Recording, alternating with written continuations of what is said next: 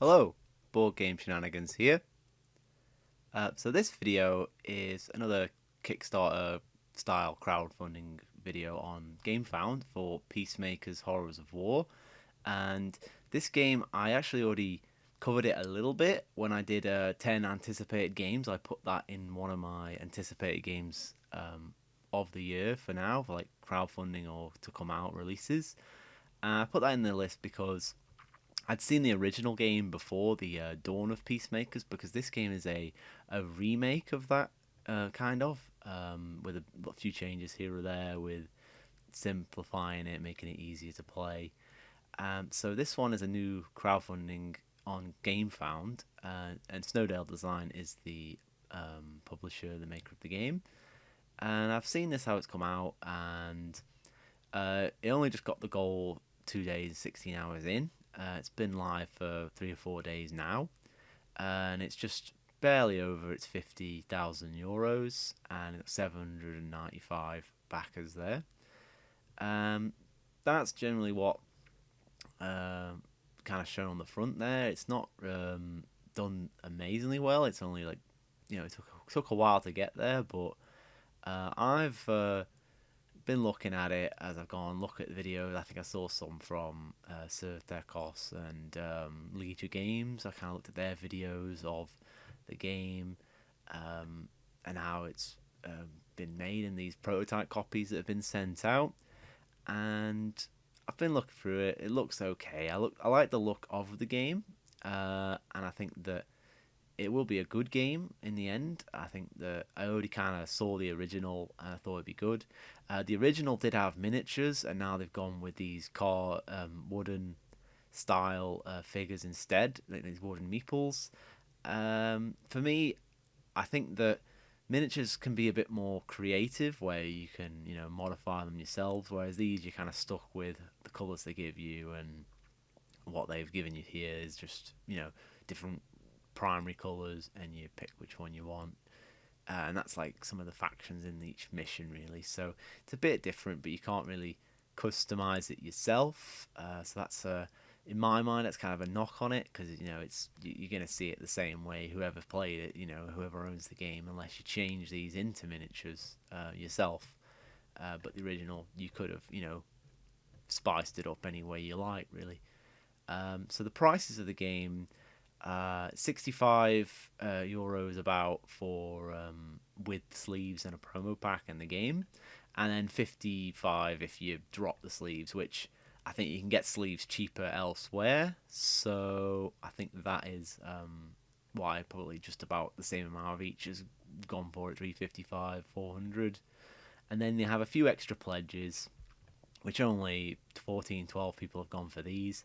This is all their past games included, so it's the Dale of Merchants series, like smaller box ones, the collection box, and then the Lands of Galza, which is the last game they made. And you get the same, and then the same as deluxeified version here. You get playmats and sleeves and all the extras for every game, and that's €400. But I think that the way these games are sold here, I think that's too much. I mean, most of this you can get at retail anyway. Maybe not. I think some of these you can get on their own online store for Snowdale Games. But I think that bit too much. That's why no one really going for it. I think you've got shipping on top of that. And so they've gone with a campaign style here, where no stretch goals, no add-ons, just what they've sold here. These are it. This is what you're gonna get. Maybe you can add sleeves and stuff extra later individually on the pledge manager, but for right now, just these 4 pledges done. That's it. So not too much special about this like Gamefound campaign. Here's your playable characters. You're gonna get the same every time. Like, what if retail price for the promos is going to be €5. Retail price for the game is going to be 60, so they're selling it for 55. Not much of a saving, because you're still paying the shipping, and if you're getting it at retail, you won't pay shipping. So in the end, there's not really a good value to get it right now. It's more just you'll get it first, maybe by a few months. I think you got your characters and all these factions that you're gonna stop warring in the game, because you are the peacemakers, and you're gonna do these scenarios, which is like 6 scenarios, and each one, has different animals, and you try and stop them from warring. Really, that's the generic style of the game. It's a nice box and things. Recyclable materials. So it's a well put together box for a product, and they go through what you do, and they've simplified the setup from the original. From seeing people's videos, now they're using books instead of a board, and you put your cards down, and you put your cardboard. Can't say cardboard, I mean wooden meeples down, and you start playing. It's a quick setup compared to the original. You do your actions in each turn. Very simple style like card game. Really, it's not probably not hard to learn, but harder to master and make sure you optimize your missions as you go. So card-based gameplay primarily here. All cards. And then you move on the map and do actions. It's quite a simple game on the face of it, not too complex, but it's usually reflecting the price there. Higher price can be more complex a game can be because they have more components and more stuff to learn. So they say they have replay value and a rule book, and then they have different people talking about the game and what they think about it. You got One Stop Co-op Shop. So Decos here, and Legion Games has watched as well, and then a few other people, which not too many. What I would say, I'd say that maybe like the bare minimum here. I think that sometimes 8 people there. I think they've listed off. I think a bit more usually would be, a bit more variety in different people. All men I've noticed as well. Take what you will with that, but. How many are written, I'm not sure, because I don't. Probably some of these are written reviews, some of these are videos. Yeah, video. That one has a video as well. Non-Stop Co-op does videos, and are these guys written videos maybe? Like not videos, not just written, maybe. I can't tell. But I guess you can link to these when you click on them, and you can see more. And then they've done some playthroughs, and they do live streams, and they've got a plan over the next month for everything they're going to do. Then they're comparing the old to the new. There's the old game, and then they swap to the new game. So you can see they've jazzed it up a bit, made it easier to set up with the book, and it's a smaller board instead of a massive board because of the 2 books instead. So they are taking like feedback. Will they make the game better or not? Up to remains to be seen when it comes out, really, and people who played both. It's harder to get a hold of the original now, but now they've got a way to get it again because they remade it. They go through the universe they've kind of made, and Lands of Galza, Dawn of Peacemakers, and the new Peacemakers, and Dale of Merchants, all included in this one universe with these animal figures and things in the game. They do some different medals and stuff. People have awarded them. Usually I don't see the point of these. I think it's like done to death now. You can see how many different medals people have got from different people like who've done reviews, like Dice Tower, Broken Meeple. It's like most of these people, you're just guys on the internet. You're just making YouTube uploads. Anyone can make a medal and say, oh, this is good. It's like, well, it's not the substance behind the review there though. You're not telling me anything more than this person likes it. Well, I don't really. You'd have to watch the review to understand. It doesn't have any value to me just seeing that. It doesn't mean, oh well, who reviewed it on the Dice Tower? There's about 10 reviewers there. It could be someone who has completely opposite taste to me. So when I see that on a game, I don't feel the need to go, oh, I've got to get that one, because it's like, well, I don't know who reviewed it. I'd have to just go and watch the actual review to see. But yeah, they got some other, the socials and things, and then the designers here, and then they get to the shipping bit, and then I kind of went, when I read this, I was like, ooh, actually, this might not be one for me to get right now, and that's because, as you can see, it's custom-friendly shipping to USA, Canada, EU, Australia, and if you can hear from my voice, I'm not from these places. I'm from the UK, which is not included in the EU there. So when it comes down to the UK. The shipping is a small margin higher. It's 18 to 23 for the game, with or without sleeves, and it doesn't include the VAT. So for me, I'll get the 65 or the 55, add on up to 23, and then add another 20% on top. I'm looking at near €100, 90 to €100, just to get the game through this crowdfunding. And for me, for a game like this, it's going to come to retail, so I can just pick it up later. I don't need to put my money down right now, wait for a year to it deliver and enjoy it that way. I could just go, well, I'll wait for it for a year, see the reviews come out, and then buy it from retail, because it'll be much easier for me. They've got their refunds and risks and challenges, and that's about it from this campaign. They don't go too into detail with everything. It's not too long, so I think it's it's well designed for a scroll. You go through, it's quite simple, and you've got all the tabs on the left side, so it's quite easy to manage and see what's on here. But I think ultimately for me, it's just a game that I probably won't be getting right now. I think it's something I'm going to wait around and see if I want to get it when it comes out, and see the reviews and see if it's improved the original, see comparisons to the original, and then see if I want to buy it then from a retail, and because that will have the tax in the finished price and it won't have any shipping costs. So for me, it's really down to price why I don't really want it right now. It's just, well, I can hold off and then get it cheaper. So, and there's not really a risk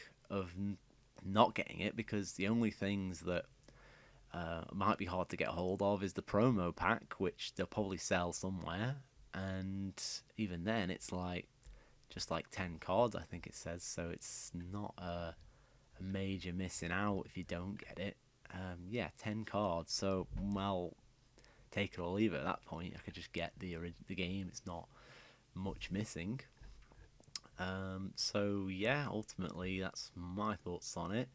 And just to go now, just to cover a bit else, less opinion, more why I think the game kind of hasn't done too well out the gate. And I think that it's good to compare to their last game, the Lands of Galza.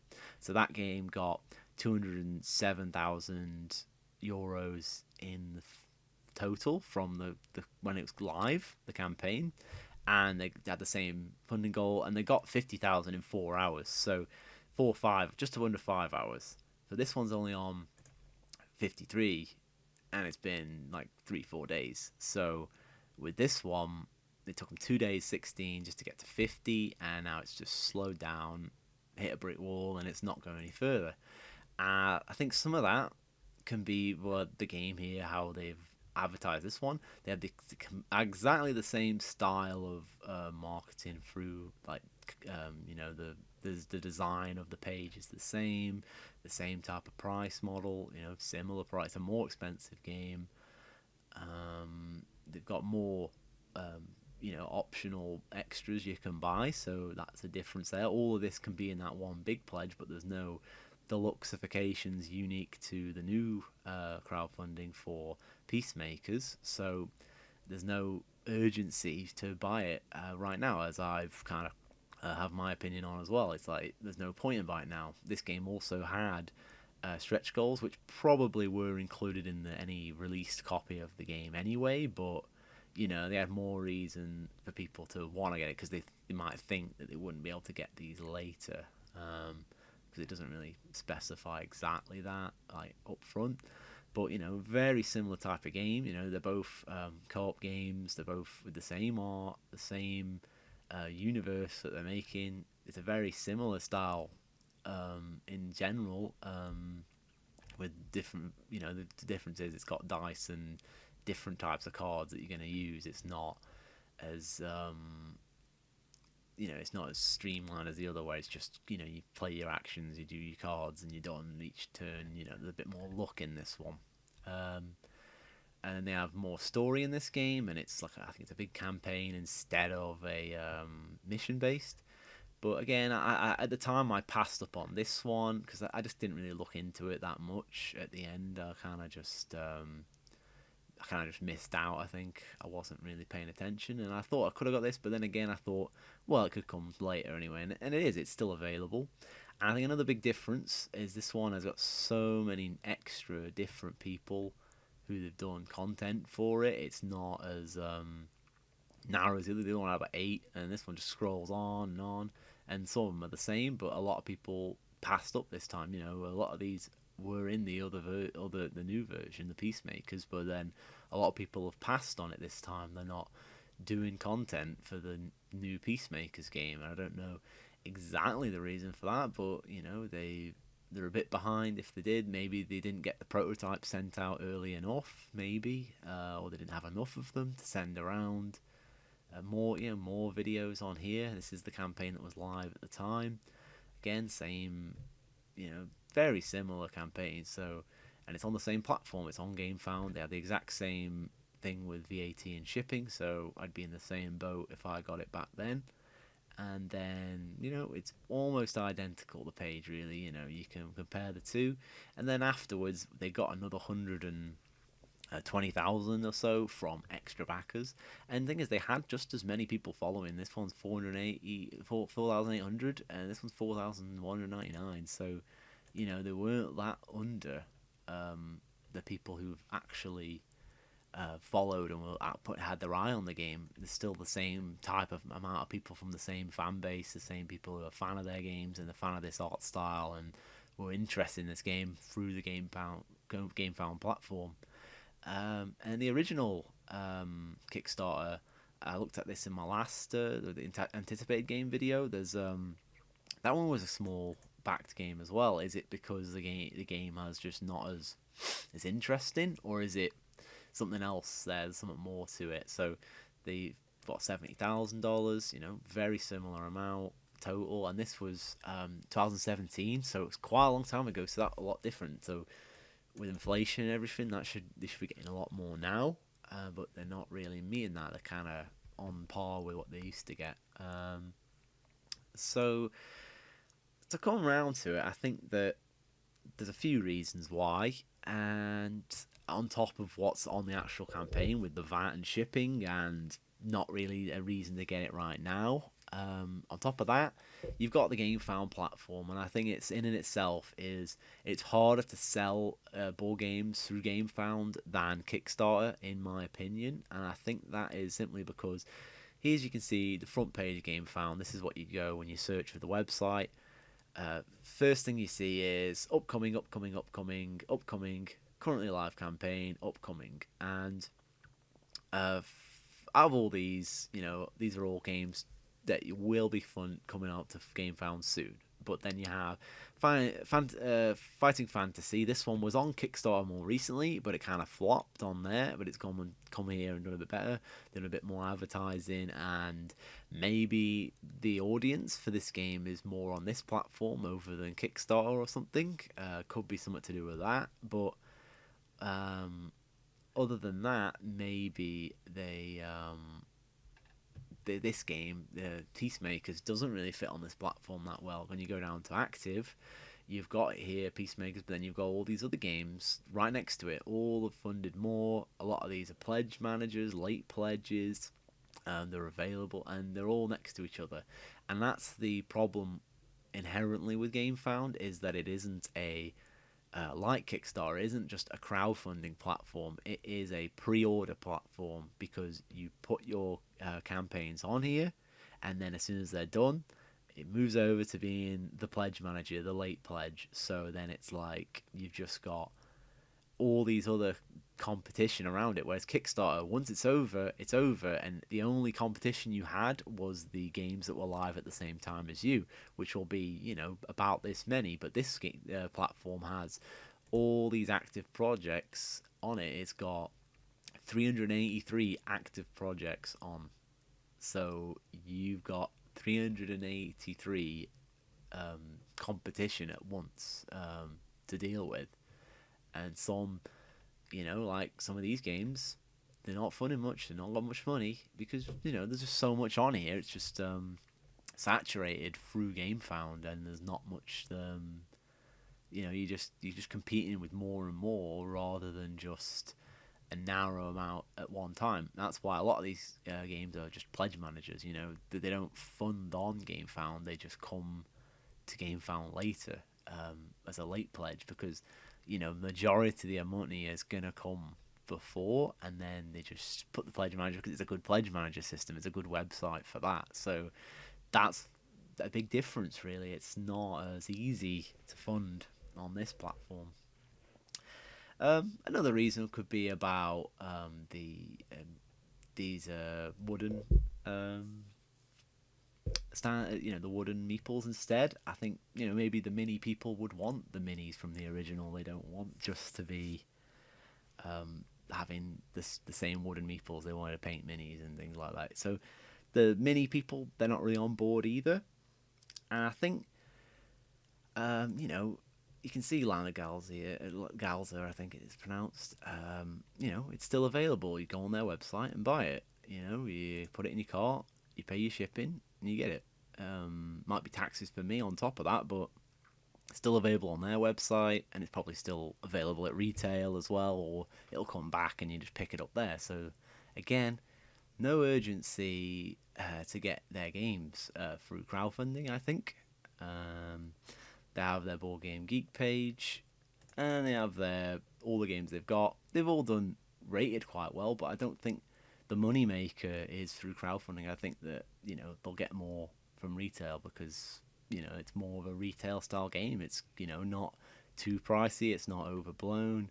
You pay your cost and you get the game. And I think that Dale Merchants, they've had a lot on in retail for those. I've seen them in stores and things like that in board game shops.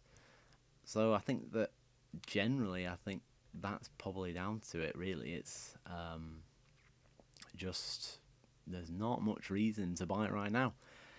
And one other thing I was thinking about is that I think that also it's a completely different market now when Peacemakers Horrors of War is coming out than it was when Dawn of the Peacemakers was being funded, because that was 6 years ago in 2017 when they had their original crowdfunding. And just on the top of my head, I was thinking there's been a lot of more animal-based games coming out for board games since then. So now there's a saturation in the market in that way where you've got all these different animal games that have come out. So just to list them off, I've got Wingspan, Arc Nova, Baron Park, Root, Creature Comforts, Oceans, Cascadia, Meadow, Flamecraft, Isle of Cats, Everdell, Parks, Calico, New York Zoo, Stuffed Fables. Sort of all those and jotting them all down. That's how many different animal games have come out in the last 6 years.